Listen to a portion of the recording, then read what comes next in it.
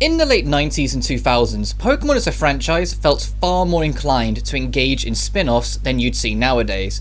There were games where you played as a ranger, drawing circles around Pokémon while uncovering evil plots in your town and area. There were tactical RPGs with grittier art styles. There were photography games, console spin-offs, top-down action games, you name it, they probably tried it.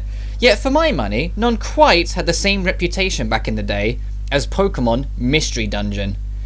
What started out as a fun experiment to let kids take control of their favourite Pokémon directly quickly evolved into some of the best narratives in the franchise, with central themes of trust and commitment. The original Mystery Dungeon Red Rescue Team and Blue Rescue Team started a foundation with a plot surrounding an inevitable meteorite approaching the planet. During the game, the blame for this destructive force is thrown around a lot, not just by the player but by the cast as well. Infamously, a part of the game is spent with you on the run from your own townsfolk because they believe you are the cause of the yet-to-come calamity. But despite doing exactly what it set out to do and being really fun for me as a child, nothing could prepare me for the home run that was about to follow.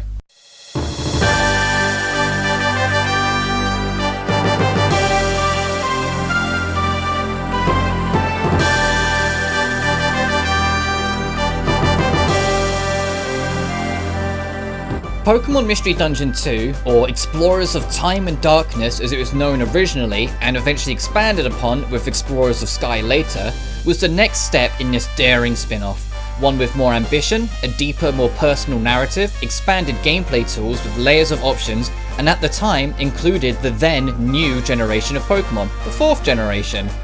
It had a bigger world, more characters with their own stories, mini-games, a reworked quest system that rewarded a riskier play, a chapter-based storyline with several twists and turns along the way, and for the purpose of today's video, a far grander soundtrack. I'll be referring to this game as Sky from now on, since that was the more content-rich version of this game and the one I based this essay on. That said, Sky follows two central characters at first. Your protagonist, an amnesiac human turned into a Pokémon who ended up in this different world. A trope as old as time for sure, but it works excellently in the setting, and they run with it all game long. The other, a shy and borderline cowardly companion with high hopes for the future but lacks the confidence to take the first step. The two of them meet by chance on a calm beach during dusk hours, and the game immediately invites you in with a nostalgic and calming pace, comforting you for the ride ahead.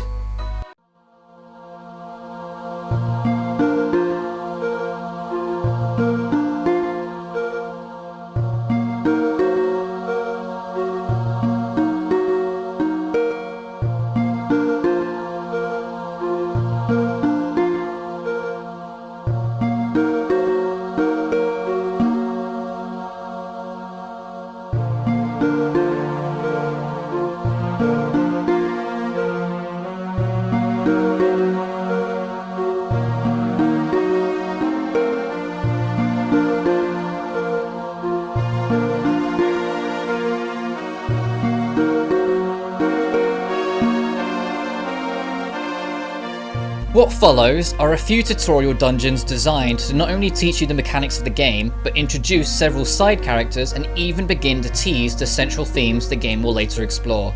The idea of trust is tested within the first hour as you meet a Pokémon seemingly trying to help a lost soul find their treasure, only for them to be lying in an effort to corner the child for profits later, leading to your first intensive battle and exposure to the consequence of failure.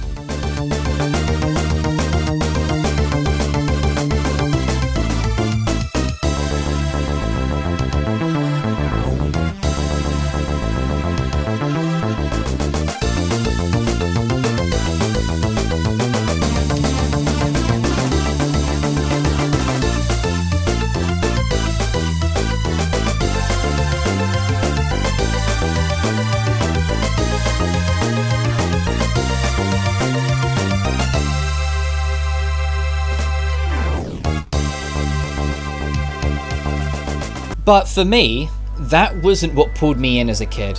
I already knew what to expect as I'd experienced the original. I knew these themes would be here and was familiar with the slower start. What stole my attention and led to my everlasting love of this game was what came next.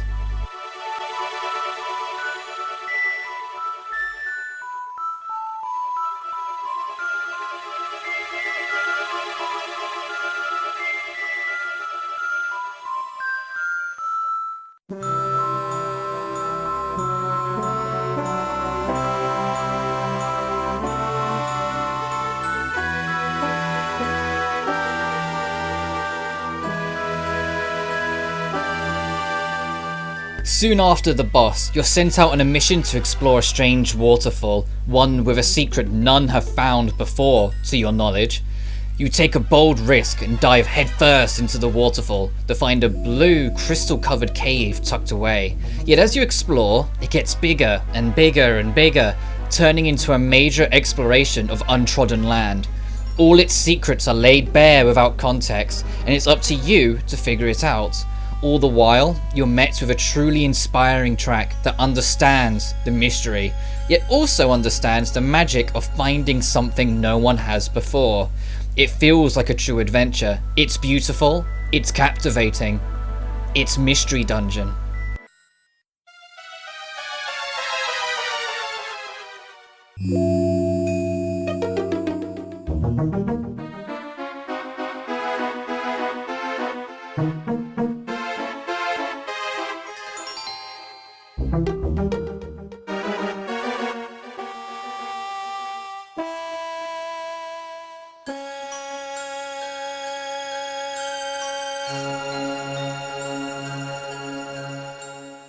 Later on, you and all your friends go on a large-scale expedition that takes several hours to get through, 4 dungeons and several major encounters. You'll learn more about all your friends, what they can and can't do, how cheeky or dastardly some can be, while also how wholesome and kind others can be. It feels like a huge camping trip with your class in school. You might not get along with everyone, and there might be one kid that tries to spoil the fun, but everyone else is far too excited to care, and you embrace the new memories you're making. It's around this time, however, that things start to change. You're introduced to a major artifact of the world and told of its purpose by a higher being that protects it, a time gear. You're told that if all 5 time gears are removed from their positions, the world would become lost in a state of collapsed time. No air would move, no new life would be created, even falling rocks off cliffs would cease to move. The world would lose its colour and all would be lost. A startling revelation, especially as it's followed by the knowledge that someone is actively trying to cause this to happen. With a degree of panic in everyone's hearts, it's decided that they would try to protect them from this thief of time. But with plots about time, it's only a matter of time before time travel is introduced. Dusk Noir, a legendary warrior who protected the world and is beloved by all, joins the hunt for this thief after telling us more about him. Both the thief and Dusk Noir are from the future, a broken future where time did collapse and the world did end as we know it. Together, you hunt down this thief, narrowly missing them each time as they collect more and more of these time gears. But before we truly run out of time in this game about time and time travel and time gears and beings from another time trying to stop an alteration in time, we eventually corner the thief and battle him in an elegant and beautiful cave where the crystals glow different colours all around you and reflect any and all light in every direction. The sense of adventure and mystery is still present in the music, but now there's stakes involved. By this point, this is your last time gear. You have to succeed or the world will not see tomorrow. The music captures that perfectly. It's still a new environment with many ancient secrets, but you can't stay forever. You must keep moving.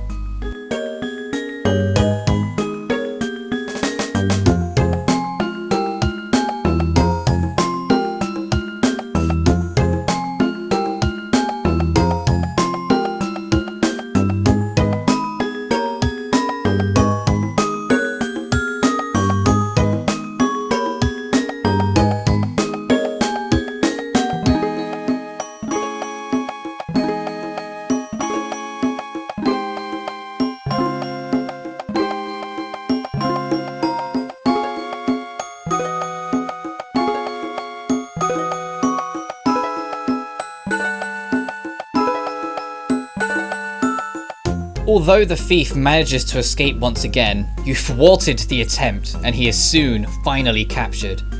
The world is saved, or so you would think. As the portal back to their own time opens, an unexpected knife is twisted and you're dragged into the dark future by Dusk Noir, who has been lying the entire time. On the other side, cold oppression, mindless goons, a vicious, murderous world, and no hope of salvation. The music changes. For what was once magic and adventure, love and bubbly inspiration, is now terror and dark, overwhelming power.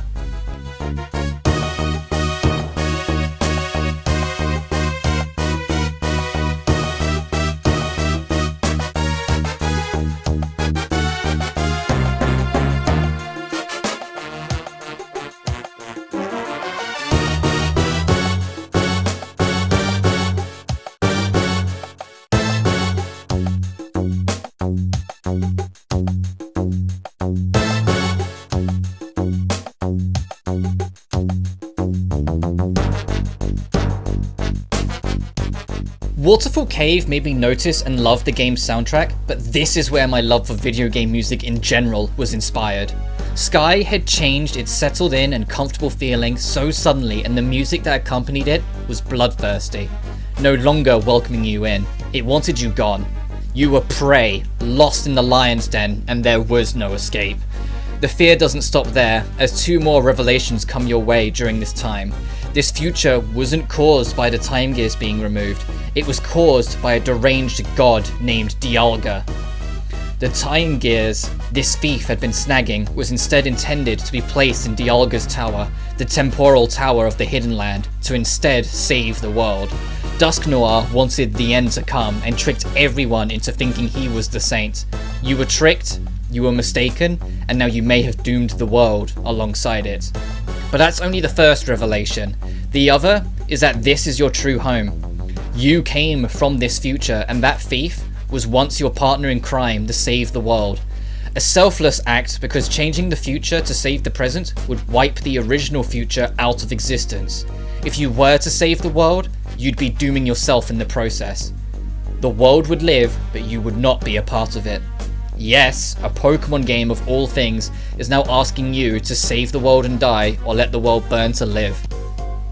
Although close, and not without loss of a loyal friend, as she is left behind to fend for herself, you, your partner, and the thief, Grovyle, managed to escape back to the present. You have a mission in mind now.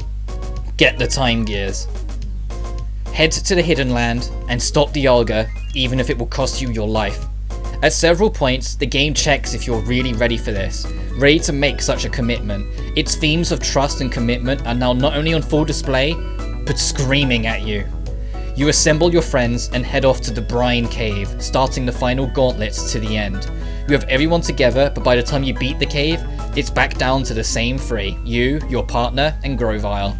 You ride out on a Lapras, waiting for you across a glowing ocean, with a familiar sunset and a beautiful rainbow. At this point, your mind should be made. Even if your partner is completely unaware of the sacrifice you and Grovyle are about to make, you're committed to it and nothing will stop you. You cannot turn back now. It's time to see this through. And what does the music offer in this moment?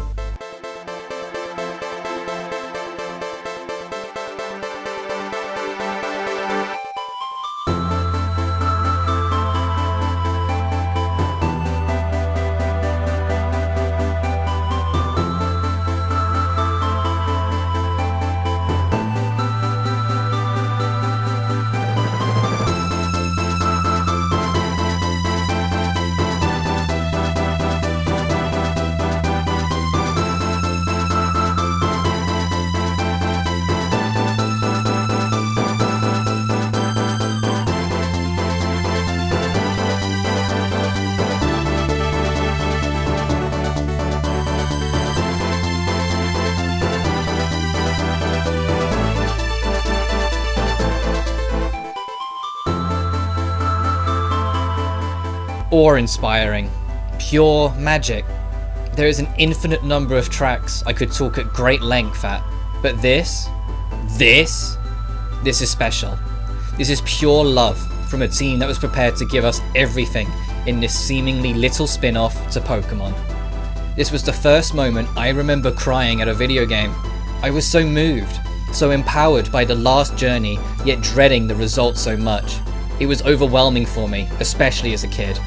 You find the Hidden Land, battle through many tough foes, manage to fight away Dusk Noir, who had also returned to hunt you down, and in the process, you lose Grovyle. In the end, all that's left is you and your buddy, who still isn't even aware of what will happen to you after this is done. You start the game unaware of anything, let alone your purpose, and now you're about to fight and knowingly die to save everyone. Meanwhile, your buddy, once scared to even talk to people, is standing right next to you. The person who inspired them to carry on. The one that brought them this far, and the one they're about to lose forever. You enter the temporal tower and begin the final ascension. For one last time, you get to experience that adventure, even with the darkness approaching. You get one last chance to enjoy what it was that pulled you in to begin with. But then, as you approach the top, it changes. You can't wallow in what was forever. You need to face the tragic present, and time will not wait for you.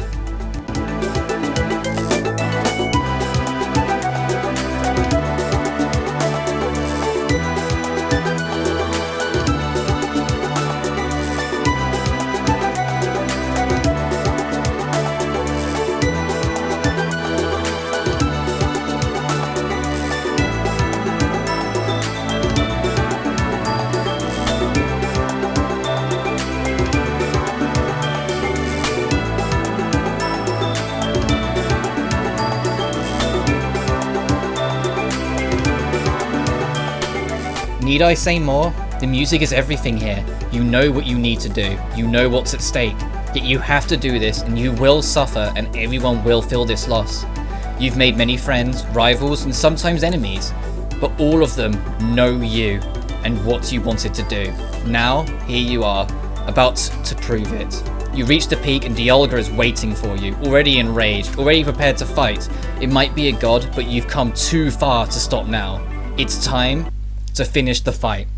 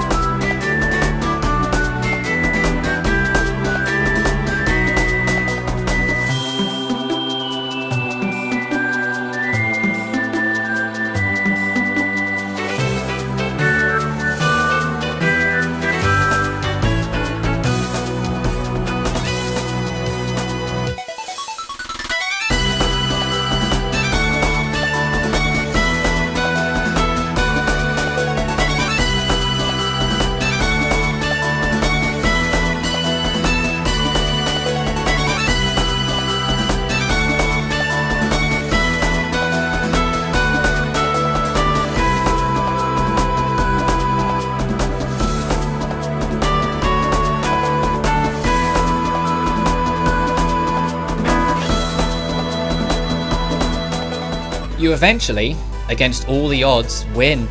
You use the time gears and save the world. Then, exactly as you knew, you fade away.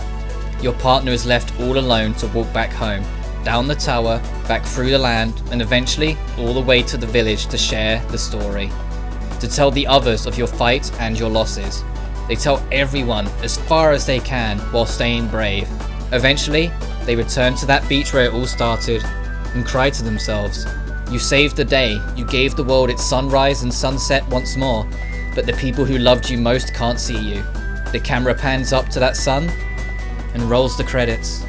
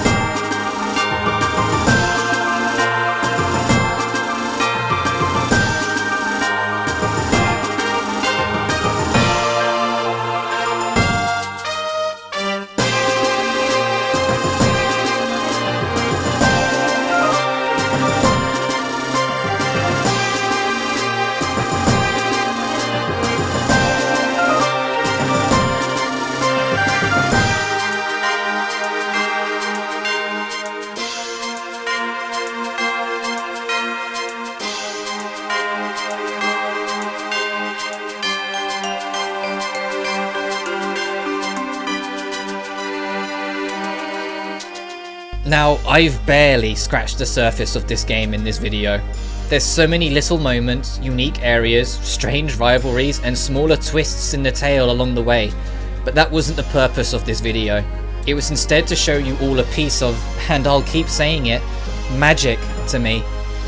It was inspiring to me in a way no game before had been, and the music was one of the strongest reasons why.